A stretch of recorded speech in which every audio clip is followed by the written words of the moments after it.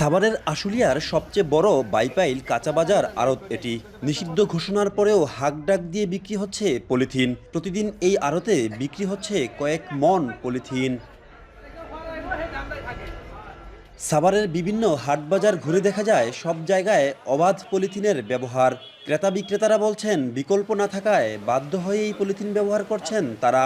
এখন সরকার যদি আমাদের বিকল্প পলিথিন বা বিকল্প কোনো ব্যবস্থা করে সেই ক্ষেত্রে হয়তো পলিথিন আমরা ব্যবহার করব না। বিকল্প কিছু বের করে তারপরে পলিথিন বন্ধ করতো, সেটা আমাদের জন্য ভালো হইতো এবং বাজারে যারা মালামাল বিক্রি করে তাদের জন্য ভালো হইতো। পলিথিন পরিবেশের জন্য ক্ষতিকর, এটা আমরা জানি, তাই এটার বিকল্প আমরা কিছু পাই না, তাই এটা আমাদের ব্যবহার করতে হয়। উল্টা আরো পলিথিনের দাম বাইরে গেল।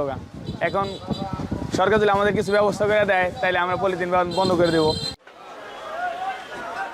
পরিবেশ দূষণের জন্য দায়ী পলিথিনের উৎপাদন, বিপণন ও ব্যবহারে সরকারের পক্ষ থেকে নিষেধাজ্ঞা আরোপ করা হলেও সাভারে দেদারসে চলছে পলিথিন বিক্রি ও ব্যবহার।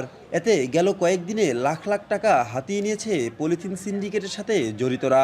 যদিও উপজেলা প্রশাসন বলছে নিষিদ্ধ পলিথিনের বিরুদ্ধে অভিযান চলছে, আগামীতেও এই অভিযান অব্যাহত থাকবে। উপজেলাতে যে বাজারগুলো রয়েছে, বাজার এবং অন্যান্য যে দোকানপাটগুলো রয়েছে, আমরা সুনির্দিষ্ট তথ্য এবং নিয়মিত মোবাইল